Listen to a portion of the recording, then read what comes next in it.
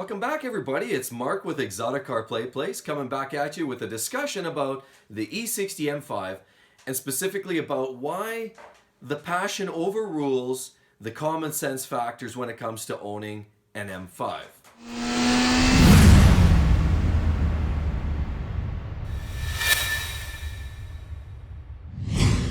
Everybody knows now, by now, there's been a lot of talk and a lot of debate as to the quality, the reliability, the cost of maintenance and repairs, fuel economy, all of that stuff is well known and well documented for the E60 M5. And if we talk about every little one of these items specifically, it starts to add up and make sense to not necessarily own such a car. As a matter of fact, if you've seen some of my other videos, I really make reference to a lot of the mechanical issues that these cars have, specifically outside of what is even reasonably considered normal for any other BMW or car for that matter, such as rod bearings and Vanos related issues, gearbox, differentials. You've got idle actuators, all kinds of electronic components within the engine compartment itself. It also has issues on, reliability for, some of the other modules. The car, as a matter of fact, has more computing power than NASA's space shuttle. So there's a lot of modules and computers on board that are just willing and ready to drop on a dime. But besides all of the reliability concerns, besides the fact that the E60 M5 really only gets, 12, 13, 14 miles per gallon on the highway, beside the fact that it consumes at least a quart of oil every 500 to 1,000 kilometers of use, besides the fact that it has suffered extreme depreciation from the likes of 130 grand brand new down to the likes of about 15 to 20 grand for still a reasonably decent car. Besides all of that, you have things working against you as well, because the E60 M5 again is more than just a standard garden variety family sedan. The E60 M5 truly is a wolf in sheep's clothing. It's not much less really than a Lamborghini Gallardo, even a Ferrari F430, definitely the 360 for sure. It's better than a lot of those cars, or at least as good as a lot of those cars aforementioned. But none of those cars really make sense. And if you think about it from a practical perspective, none of these cars really, you shouldn't own them. As a matter of fact, I know growing up, I've had parents, get on my case necessarily about, well, you shouldn't own a car like that. Back when I had Porsches even, which is actually even more common sense sports car than you'd get from an M5 or definitely from a Ferrari or Lambo. But I was still criticized for owning a Porsche. So you can have critiques from your parents, you might have critiques from your spouse if you're married, a husband, a wife, whatever. You can have critiques from people that you work with saying, why would you own that kind of a car? It doesn't make sense. And at a lot of points, they are actually bang on.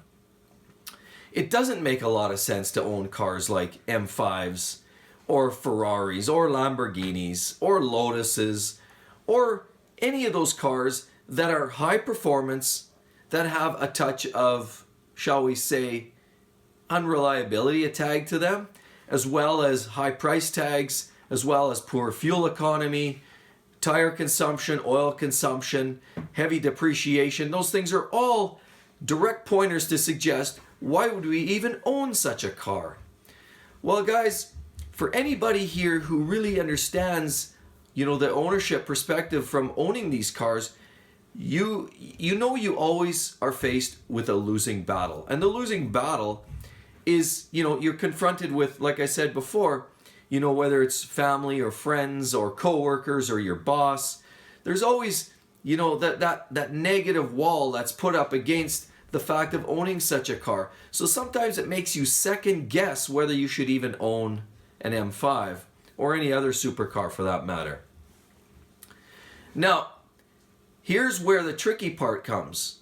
I really, really wish, and I would tell you the guys this honestly, I've said this to lots of my close friends and whatnot, I wish I did not have a passion for supercars or for high-end sports cars for that matter. I wish I did not have that passion, Because if I did not have that passion, it would be extremely easy to live life. You wouldn't have to worry about the high cost of maintenance and repairs and buying ownership for a lot of these cars. You wouldn't worry about that. You would buy, your Honda Accord or your Chevy Malibu or any of those cars that are relatively affordable, are relatively reliable, get good gas mileage, suffer only, a moderate depreciation, and don't stand out like a sore thumb. Those cars make a lot more sense. But for people like you guys and guys like myself, none of that can make sense. As a matter of fact, we're car people, and car people are drawn to cars like this. We gravitate to supercars, to hypercars, and we gravitate to cars that don't make sense. Where do they make sense? Well, to us and car people, people who appreciate these machines can only make sense of this because passion takes over. Passion drives us more than common sense. Now, if you're thinking up here, you would never buy a car like an M5. Right here, this is what motivates you to drive an M5. You always find ways to find the good in that vehicle, and you have a tendency to try to dismiss some of the negative attributes to that car. I know I certainly do. Like I said, I wish I never had a passion for these cars, but I do. And because I do, I want to share this perspective with you guys. This is one thing that don't feel guilty about it. If it's one of those things that really is driven from, inside, if it's a passion of yours, don't let those people knock it down. You can't stop it. It's a passion. It's a burning desire. Let me tell you, you never want to get old, grow, you're 75 years old, thinking back now and having that regret, always saying, my passion was supercars, or my passion was traveling the world, or my passion was writing a book, or my passion was any number of things. It's limitless. I have always of the belief, explore your passions. If you truly believe that this is for you, and you've always had a burning desire to own and operate and have fun with a car like this, don't let some of those naysayers get ahead of you and put up that brick wall. You walk around that. If you want these cars bad enough, you can have one. And like I said, passion sometimes doesn't always seem to make sense because the passion comes from the heart. Up here, it's going to tell you some other things. I'll be the first to admit that owning an E60 M5 isn't necessarily the smartest investment. From, like I said, repairs, from fuel, from all of that, depreciation, probably one of the worst investments you can make from a perspective of owning a car. But that doesn't matter. When you have the passion for a supercar, or you have a passion for an M5 like I do, none of that matters. You just forge ahead, you buy the car, you own it, drive the wheels off of it, and deal with the consequences when they arise. That's all you can do. And from a guy like myself and guys like yourselves and folks like you guys out there that are really intrigued and fascinated and driven, pardon the pun, by owning a supercar, nothing else matters. You have to do it for yourself. Don't let those folks get in your way. And like I said, if it's something you've always wanted, why stop? I know it's not for everybody. This isn't a discussion about trying to convince everyone to buy a supercar or an M5. That's not what this is about. But what I'm saying is if you have that passion, exercise. Exercise action, buy that car, drive it, and don't feel guilty. Just drive it. If it breaks, you deal with it. That's all there is to it.